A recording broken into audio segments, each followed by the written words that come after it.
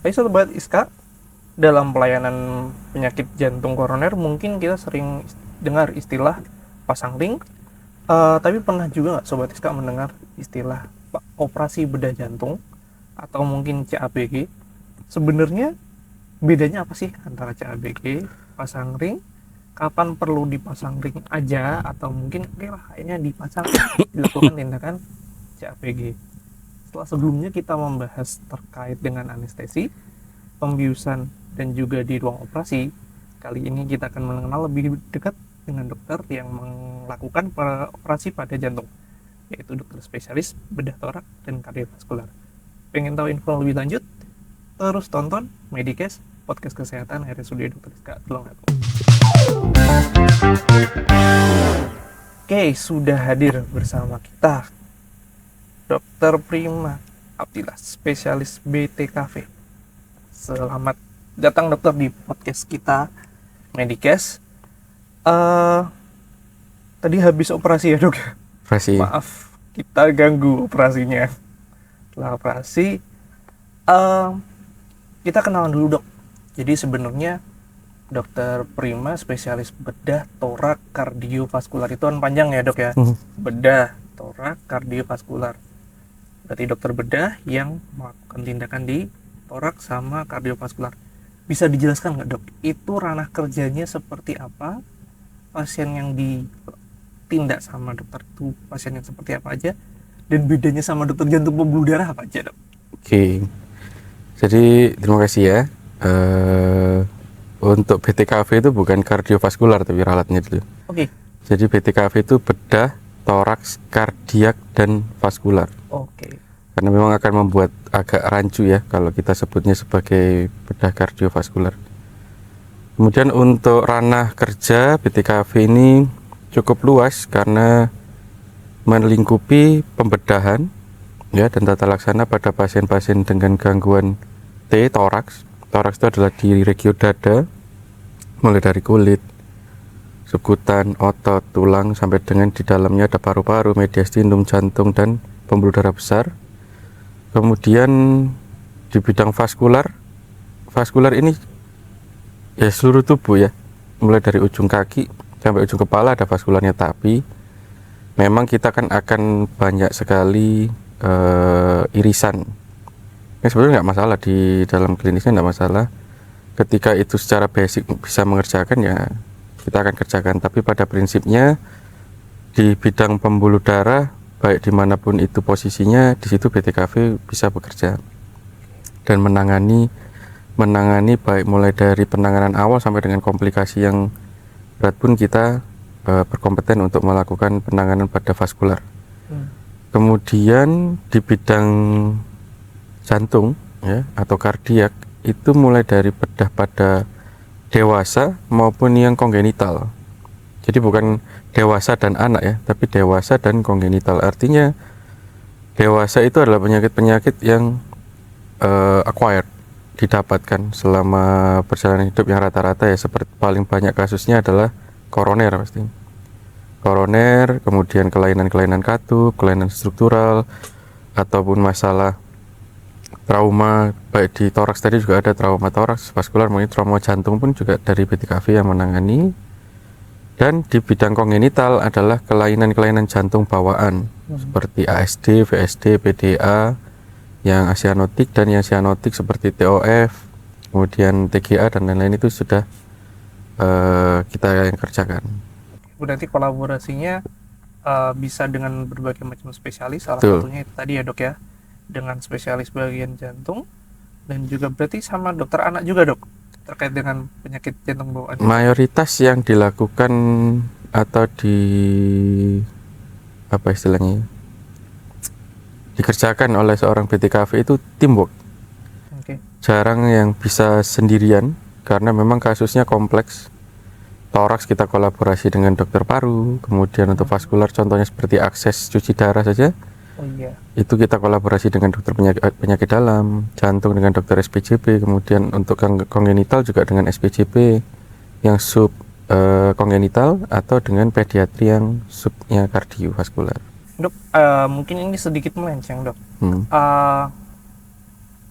katanya kalau penyakit kaki diabetes itu salah satunya juga dengan dokter BTKV itu yang dikerjakan apa ya dok? Nah, kaki diabetes ini penampilannya sebetulnya seperti seakan hanya seperti luka ya. Tapi kita harus kembalikan lagi ke patofisiologinya atau dasar dari penyakitnya itu adalah diabetes. Diabetes memiliki komplikasi yang disebut gangguan pembuluh darah atau makroangiopati dan mikroangiopati.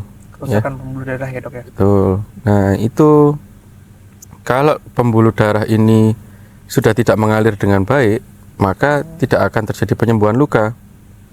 Kalau pembuluh darah ini tidak mengalir dengan baik, maka tidak akan terjadi akan terjadi kematian atau kerusakan di ujung-ujung dari tubuh seperti jari yang akhirnya akan merantak naik terus sampai ke atas. Di situ peran BTKV kolaborasi juga dengan bedah yang lain, kemudian dengan penyakit dalam untuk gangguan pembuluh darahnya. Di situ yang kita lakukan di sini adalah melakukan PTA, arteriografi dengan di cath lab, kemudian kita lakukan balloning di kaki. Pembuluh darah yang sumbatan itu kita buka. Tadi sama kayak pasang ring gitu ya dok ya? Tapi tanpa ring ini. Oke. Kita dengan balon saja. Mungkin lebih kita arahkan ke penyakit jantung ya dok. Kita Boleh. fokusnya ke penyakit jantung koroner. Kita sering dengar yang namanya pasang ring ya dok. Jadi kalau pasang ring itu kita membebaskan pembuluh darah yang ada sumbatan yang ada di pembuluh darah koroner. Ada istilah baru nih, CABG atau bedah jantung. Betul. Apa sebenarnya definisi dari operasi bedah jantung? Bedanya dengan pasang ring itu seperti apa dok? Oke. Pasang ring dan bedah jantung CABG ya atau operasi bypass ini adalah dua modalitas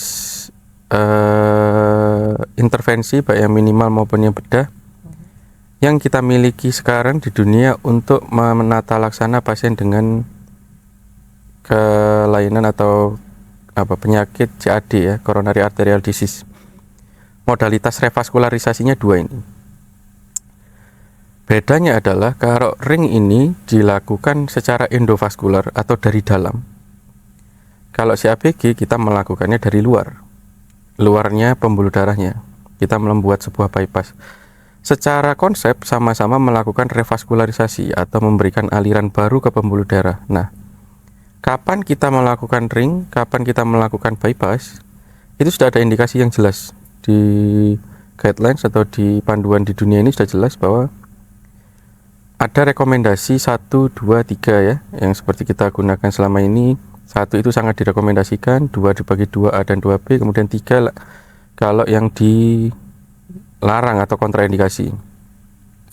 Pada kasus-kasus seperti simple case atau simple lesion dengan satu lesi vaskular ya, contoh paling mudahnya adalah lesi satu vaskular itu posisi CABG dan posisi pasang ring dia rekomendasinya lebih tinggi untuk pasang ring jika sumbatannya tidak berada di kalau atas itu muara ya ujung ya di atas, jadi yang di mepet dengan pangkal itu rekomendasinya lebih baik dengan pasang ring. Tapi kalau dia sudah masuk ke arah pangkal mendekati ke arah sumber pembuluh darahnya, maka di situ levelnya CABG dan pemasangan ring bisa sama. Itu kalau contohnya dengan satu lesi, terutama di pembuluh darah yang sebelah kiri, yang utamanya. Oke, pembuluh darah yang sebelah kiri dan utamanya jika pembuluh darahnya lebih ujung ya dok, yang lebih kecil. Bukan lebih ujung, tapi lebih ke atas ya, lebih ke proksimal istilahnya itu, atau lebih ke pangkal dari pembuluh darahnya, yang maka dari pembuluh darahnya ya, dok, level CABG dan pasang ring sama. Tapi kalau dia lebih ke bawah, lebih ke pinggir lagi, maka pasang ring akan lebih baik dibandingkan dengan CABG, karena yang dibandingkan kan keuntungan dan resiko. Kemudian yang untuk yang tadi yang rekomendasi 2 dan yang 3. Nah, untuk rekomendasi 2A, 2B dan 3 itu semakin besar atau semakin banyak lesi, jumlah sumbatan itu semakin banyak, maka level rekomendasi untuk CABG akan semakin tinggi. Makin tinggi, makin kompleks lesinya, makin mengarah ke CABG. Oke. Jadi ketika lebih mudah kita untuk mengerti adalah ketika lesi itu simple, maka ring menjadi jawabannya. Melihat resiko dan lain-lainnya secara anatomikal juga. Tapi semakin kompleks kasus CAD-nya, di 3 pembuluh darahnya semuanya kena, atau lesinya itu sulit untuk dilakukan pemasangan ring, fail to PCI dan lain-lain, itu baru masuk kita ke CABG. Untuk hasilnya antara CABG dan ring, selama dilakukan sesuai dengan indikasinya dan sesuai dengan guidelines-nya, maka outcome-nya sama-sama bagus. Asal jangan yang lesi berat ya dipaksa untuk pasang ring, ya, atau lesi yang sangat ringan dipaksa untuk CABG, maka itu tidak akan seimbang antara resiko dengan benefitnya. Gitu, kita di bedah harus memperhitungkan betul benefit sama risknya. Oke, Dok, sebelumnya tadi kan kita berarti harus mengetahui lesi atau mungkin sumbatan yang ada di dalam pembuluh darah jantung. Berarti memang timnya sama dokter jantung juga ya, Dok? Betul. Itu persiapannya gimana, Dok? Apakah berarti kan perlu arteriografi dulu, Dok? Betul. Tentunya. Atau mungkin di beberapa kasus sudah direncanakan untuk pasang ring, tapi ternyata sumbatannya banyak, atau gimana, Dok? Case yang paling sering. Jadi untuk prosedural awal pasien datang ya, pasien pasti datang sudah dengan keluhan. Ya, penyakit jantung ini seperti silent juga, karena kita punya ini apa istilahnya, spektrum yang disebut silent ischemic. Nah, silent ischemic itu dia mengalami penyumbatan atau kekurangan oksigen di jantung tapi tidak mengalami keluhan. Yang lama-lama makin berat, tahu-tahu sudah datang ke dokter dengan kondisi yang fungsi jantung sudah turun berat, ya sudah turun jauh. Nah, di sini urutannya itu biasanya pasien datang dengan kondisi keluhan tersebut, sudah mulai ada keluhan nyeri dada, sesak nafas dan lain-lain. Datang ke poli jantung atau mungkin datang ke UGD, kemudian dilakukan tata laksana awal, baik secara medikamentosa ataupun kalau serangan jantung seperti STEMI kita lakukan pemasangan primary PCI di sini kan oleh dokter SPJP, yang kemudian di follow up. Jika memang lesinya sudah tertangani di awal, maka pasien sudah bisa pulang, kemudian akan terrecord di rumah sakit sebagai case untuk dipertimbangkan sebagai case untuk ini conference istilahnya. Jadi kita punya cardiac conference di mana ada dokter SPJP, dokter BTKV, kita mendiskusikan kasusnya. Ini pasien dengan lesi seperti ini, kondisi seperti ini, klinisnya seperti ini, usia sekian dan lain-lain. Ini rencana kita untuk direvaskularisasi atau kita buka kembali koronernya dengan PCI atau dengan CABG. Nah, itu di sini kita menentukannya demikian dengan diskusi brainstorming antara dokter SPJP dan dokter BTKV. Menimbang tadi ya, Dok, untuk menentukan yang terbaik untuk pasiennya. Karena kalau melihat anatomikal saja tanpa melihat kondisi klinis, kita tidak bisa menimbang resiko. Contoh usia 100 tahun, kondisi klinis baik-baik saja, tapi secara koroner dia banyak sekali sumbatan. Nah, what next? Apa yang kita lakukan? Mata seorang SPBTKV dan mata seorang SPJP harus disinkronkan. Di situ kenapa rekomendasi heart conference itu juga rekomendasi 1. Artinya kita betul-betul tidak bisa one man show-an, kayak Superman gitu ya. One man show itu tidak bisa karena pertimbangan dari segi medis, pertimbangan dari segi bedah, kesulitan di segi medis, kesulitan di segi bedah itu juga harus disinkronkan. Di situ yang saya rasa di sini sangat baik kita punya modalitas berupa conference yang menurut saya conference-nya baik sekali diskusinya di sini. Antara dari dua bagian itu tadi ya, Dok, ya? Untuk timnya dari bedah jantung dan juga tim dari jantung pembuluh darah. Untuk Dok, terkait dengan tadi dokter kan menjelaskan kalau seandainya revaskularisasi atau penyambungan kembali si pembuluh darah, ini gimana gambarannya kan di bedah tuh. pembuluh darah yang tersumbat ini tadi kan ketahuan secara anatomisnya. Oke, anggap aja di sebelah kiri atas, atau mungkin tiga-tiganya kena, pembuluh darah utamanya kena semua. Yang disambung ini yang mana kemana, kemudian pakai selang yang mana, karena kita kan nyambung selang ya dok, berarti Betul. pembuluh darah itu kan selang, kita nyambung selang, ambil dari mana, kemudian syaratnya pasiennya harus seperti apa, itu gimana dok? Untuk di ISKA ya, kita sudah beberapa kali melakukannya, total ada 12 kali ya, kalau tidak salah 12 kali operasi CABG di ISKA. Ini kita masih melakukan dengan prosedur yang konvensional. Memang ada banyak sekali tekniknya, mulai dari yang konvensional lewat dada tengah, ada lagi yang dengan sayatan kecil, ada juga yang ya memang makin lama makin kecil ya operasi itu ya. Tapi kita di sini masih melakukan secara konvensional. Jadi saya jelaskan yang konvensional aja. Kita operasi itu dengan membelah dada yang tengah. Kemudian kita buka dadanya, jantungnya sudah terlihat. Nah, ketika jantung terlihat, ini jantung akan dihubungkan dengan mesin. Jadi jantung itu selama operasi dia akan berhenti berdetak. Tapi alirannya tidak berhenti. Aliran ini diambil alih oleh mesin. Nanti di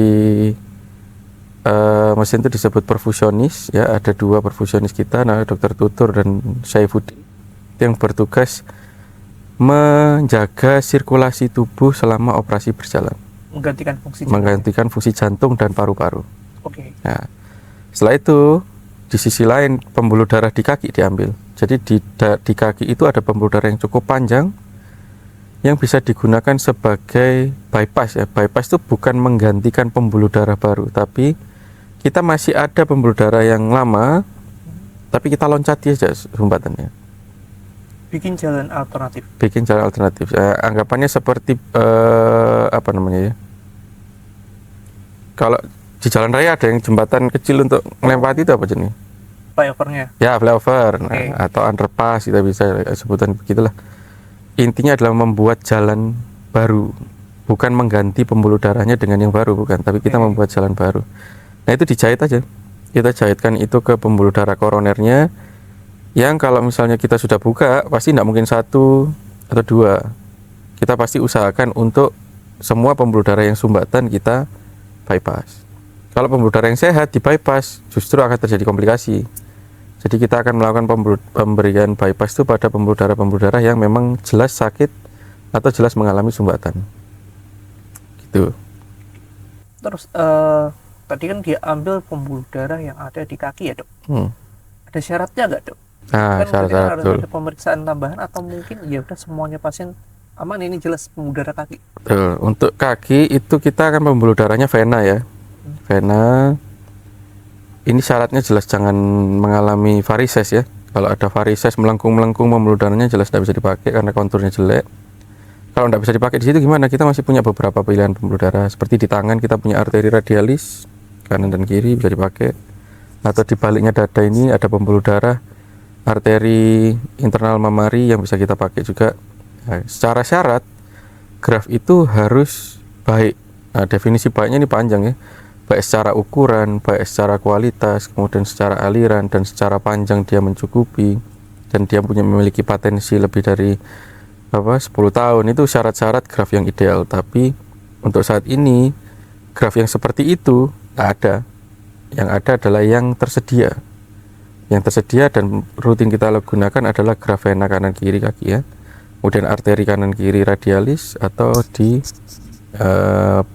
internal mamari di balik dada sini. Ada banyak lagi, masih ada gastroepiploika dan lain-lain yang jarang sekali digunakan seperti ini. Oke, berarti yang harus dipastikan adalah pembuluh darah yang sehat pastinya. Sehat harus pastikan bagus. Itu pastikannya saya kalau di poli sudah saya USG dulu. Oke. Ya, dicek diameter, kualitasnya. Selain dari USG, ada pemeriksaan lain nggak untuk mengetahui secara umumnya? Untuk secara umum dari USG sudah cukup memberikan Gambaran ya, visual yang baik ya. Karena di USG itu kita sudah bisa lihat ukuran, kemudian dindingnya, walaupun kontur dan lain-lainnya kita tidak bisa lihat secara jelas ya dengan USG, tapi ketika USG itu dipastikan untuk membuat ya kayak ditekan dikit gitu ya. Oh, dia masih kenyal, masih baik. Nah, itu sudah bisa digunakan untuk acuan. CABG ini berarti kan operasi yang cukup besar secara tim. Itu apakah bisa dilakukan secara emergency dalam setting tertentu, atau mungkin harus ada persiapan khusus terhadap pasien atau mungkin keluarganya, dan mungkin persiapan dari timnya, Dok? Kalau pertanyaannya apakah CABG bisa dilakukan secara emergensi, jawabannya bisa, tapi outcome-nya tidak terlalu baik. Kalau yang harus dilakukan seperti apa pada CABG, jelas persiapan sebaik mungkin. Ya, CABG itu punya spektrum mulai dari elektif, urgent sampai dengan situ. Kapan kita melakukan situ atau emergency CABG adalah ketika pasien ini STEMI atau infak miokard yang berat, ya, tapi dia fail to PCI. Oke. Jadi dia STEMI fase akut yang gagal dilakukan pemasangan ring atau dibuka pembuluh darahnya dengan penyebab apapun, ya, baik sulit akses ataupun tidak terengage, tidak terpasang ringnya, tidak terbuka balonnya, tidak tertembus jembatannya dan lain-lain. Itu sebenarnya sudah masuk kategori indikasi untuk dilakukan emergency CABG. Hanya saja outcome-nya jelek, tidak terlalu baik, mortalitasnya cukup tinggi untuk emergency CABG. Tapi bukan berarti tidak dilakukan. Karena sama seperti trauma. Trauma ketika traumanya berat, mortalitas angka resiko operasinya tinggi sekali. Tapi bukan berarti tidak kita lakukan. Artinya kita melihatnya itu adalah ketika memang dibutuhkan dan harus dilakukan, maka kita akan lakukan kalau itu satu-satunya jalan. Tapi modalitas utama untuk kondisi akut adalah primary PCI atau pasang ring. Jika ini failed, baru kita maju ke CABG. Itu untuk kasus-kasus yang emergensi. Tapi untuk mayoritas kasus lainnya kita akan persiapkan dengan baik. Mulai dari lab, ya, kita akan screening dulu di poli, foto ronsen. Kalau ada penyakit penyerta kita tatasi dulu. Contoh misalnya dengan diabetes, ya, HbA1c di atas 10 itu memiliki resiko mortalitas atau resiko operasi yang lebih tinggi dibandingkan yang di bawah 10. Nah, berarti kita obati dulu sampai dia diperbaiki dulu kondisinya sampai HbA1c-nya optimal dulu. Atau contoh pasien dengan ini ada beberapa, ya, pasien juga gangguan paru, infeksi, dari kita obati dulu sampai tertangani, baru kita maju ke operasinya. Dan tapi ini tidak bisa dilakukan pada pasien-pasien yang urgent, karena kalau urgent berarti mendesak. Dia dipersiapkan tapi dengan kondisi yang masih mendesak, tapi bukan gawat darurat, jadi dia di tengah-tengah. Nah, seperti ini contohnya seperti apa? Seperti kondisi pasien-pasien yang pembuluh darah kiri atau pangkal utama pembuluh darah koronernya mengalami sumbatan yang berat. Pangkal utamanya mengalami sumbatan yang berat tanpa mendapatkan bantuan dari pembuluh darah sebelah kanan atau unprotected left main namanya. Jadi ada pembuluh darah kiri itu satu, kemudian menyabang jadi dua. Nah, kalau sumbatannya di yang satu awal ini dan dia sempit sekali, kemudian tidak ada bantuan dari sebelah kanan, maka sebenarnya masuk kategori urgent untuk secara anatomikal. Atau nyeri dada yang muncul terus, JJS3, ya, aktivitas dikit dia sudah nyeri, itu dia sudah segera butuh untuk dilakukan urgent. Artinya dalam waktu yang lebih dekat, tidak dia menjadi prioritas yang lebih diutamakan dibandingkan yang kita persiapkan secara elektif tadi. Berarti memang banyak kategori pasien yang bisa dilakukan emergency, tapi memang outcome-nya atau hasil operasi dari tindakannya itu tidak begitu baik, ya, Dok. Karena kalau operasi yang dilakukan secara emergency itu pasti persiapan tidak banyak, itu pasti akan memiliki resiko lebih tinggi. Dari CABG mungkin mepet dikit sama Avesan, ya, Dok, ya. Ini kan banyak sebenarnya pasien yang cuci darah. Setelah yang tadi kan yang awal-awal dokter juga menjelaskan terkait dengan salah satunya akses cuci darah atau Avesan. Itu bisa dijelaskan nggak, Dok? Ya, untuk awam apa sih itu Avesan? Ya, Avesan ini sebetulnya adalah sebuah akses, ya, akses HD atau hemodialisis akses, di mana kita membuat manipulasi pada pembuluh darah vena yang kita hubungkan dengan arteri. Harusnya vena itu jalan sendiri, arteri jalan sendiri. Tapi kita putus di tengah, venanya kita sambungkan ke arteri. Tujuannya untuk apa? Tujuannya supaya kita memiliki akses tusuk yang ideal, mudah didapatkan atau mudah ditusuk ya. Karena kalau kita tusuk langsung, venanya belum tentu besar, kecil, kemudian ada resiko ruptur, ada resiko perdarahan dan pseudoaneurisma ya. Beberapa sudah kita melakukan komplikasi tersebut di sini. Kalau kita buat vena tadi dihubungkan dengan arteri, maka vena ini akan mengalami arterialisasi. Dia berubah wujudnya mendekati seperti arteri. Dia bukan jadi arteri, tapi dia arterialisasi. Nah, berubah baik secara struktur maupun selulernya menjadi seperti arteri. Dia membesar, menebal, mengimbangi tekanan dari arterinya. Nah, keuntungan-keuntungan dari Avesan ini adalah yang utama dia natif, berasal dari tubuh pasien sendiri, sehingga dan tertutup, tidak ada device yang muncul di luar kulit, artinya tercover semua, sehingga resiko infeksi akan lebih kecil dibandingkan dengan alat yang kita pasang seperti double lumen ataupun dengan tunneling gitu ya. Sama dia memiliki resiko yang lebih besar dibandingkan Avesan. Itu kenapa Avesan menjadi menjadi modalitas utamanya untuk pasien cuci darah, karena dia lebih safe dan long term, awet. Dia awet sekali. Bahkan ada yang sampai 10 tahun Avesannya masih bisa dipakai. Karena pasien dengan cuci darah itu kuncinya adalah diakses. Kalau dia tidak ada akses, dia tidak bisa cuci darah. Dan itu akan sangat mengancam nyawa kalau dia tidak bisa cuci darah. Tuh. Avesan ini kita lakukan secara lokal anestesi di sini. Untuk beberapa jenis saya lakukan secara GA kalau isi-isinya harus lebar. Dan alhamdulillah outcome-nya bagus. Cukup banyak pasien yang sudah menggunakan Avesan sekarang. Dengan Avesan yang sudah cukup banyak, artinya angka tusuk langsungnya kan sudah menurun. Komplikasi seperti pseudoaneurisma, pembuluh darah yang pecah-pecah itu sudah menurun. Karena kalau sudah mengalami seperti itu, menyembuhkannya cukup sulit.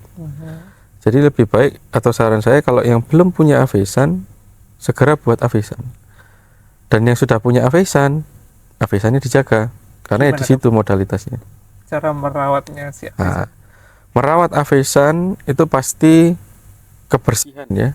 Karena kita tidak mau kulit ditusuk, lama-lama yang masuk bukan jarum aja tapi bakteri ikut masuk. Ya, satu kebersihan. Yang kedua memang harus ada kolaborasi dengan perawat di ruang HD, teknik menusuk, kemudian pasca perawatan, pasca digunakan HD, perdarahannya dikontrol bagaimana. Nah, yang kemudian paling berat adalah kalau sudah mulai desirannya menurun atau sudah mulai mampet-mampet Avesannya, kontrol aja ke poli. Karena selagi dia masih mampet, selagi dia masih ada getarannya atau masih ada denyutannya, maka di situ kita masih bisa melakukan intervensi lagi, kita balon lagi supaya dia besar. Tapi kalau sudah mati pet susah. Jadi ada suaranya itu. Kalau jaga Avesannya sebelum dia mati pet atau sebelum dia macet total, segera ke poli untuk ditata laksana. Kalau sudah mati, betul-betul mati, sumbatan, lubangnya tidak kelihatan arah darahnya kemana, nggak bisa kita melakukan baloning. Sulit sekali. Tapi kalau masih bisa dibalon, dia bisa dipakai lagi. Bahkan hari ini dibalon, besok sudah bisa dipakai Avesan. Sudah bisa dipakai cuci darah. Dok, terima kasih sebelumnya. Kita dapat info banyak sebenarnya tadi. Kita bahas tentang CABG. Apa itu operasi bedah jantung, bedanya sama pasangan seperti apa. Kemudian persiapan sebelumnya seperti apa, pasien apa aja yang bisa dilakukan CABG. Mungkin untuk kesimpulan dok, apa yang mau disampaikan untuk pasien-pasien poli BTKV gitu ya. Betul.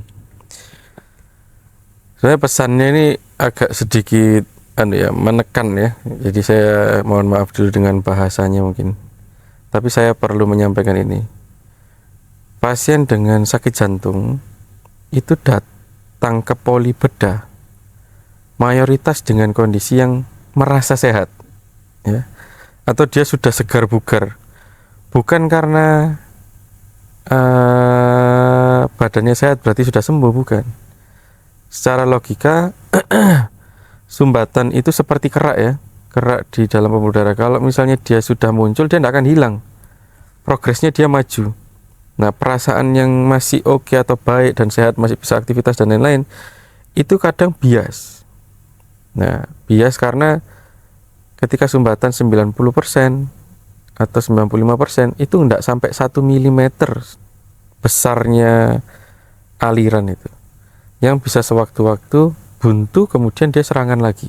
Nah, yang harus saya sampaikan adalah ketika memang sudah mendapati atau diputuskan untuk pembedahan, maka memang yang terbaik adalah secara dilakukan pembedahan, karena kita melewati diskusi conference atau cardiac conference itu keputusannya itu ada 3: konservatif atau medikamentosa, PCI, atau dilakukan CABG.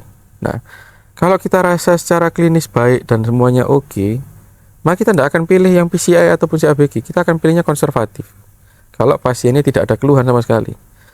Tapi ketika pasien sudah gerak sedikit, jalan sedikit, sudah mengeluh, tapi waktu ke poli dia merasa sehat, itu sebetulnya adalah kondisi yang masking, atau bukan masking, apa namanya, fase tenangnya, padahal belum sembuh.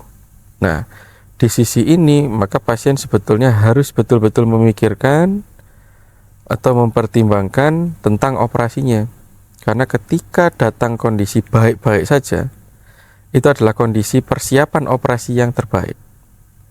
Tapi kalau datang sudah dengan kondisi nyeri dada terus, datang dengan kondisi sudah sesak nafas, atau datang pas kondisi serangan jantung, maka pembedahan seperti yang saya jelaskan tadi tidak bisa dipersiapkan dengan baik. Jadi kayak pembedahan disiapkan jadi ke susu-susu. Nah, ini outcome-nya tidak akan bisa bagus.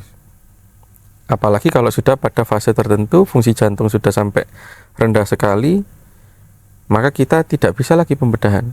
Jadi awal itu adalah perubahan pola hidup masih memunculkan penyakit, kita obati masih bisa, tidak bisa ditangani, kita masuk ke pasang ring tapi terlalu kompleks, kita masuk CABG. Di belakang CABG masih ada lagi, balik lagi ke obat-obatan. Nah, kondisi balik lagi ke obat-obatan ini beda dengan obat yang di depan.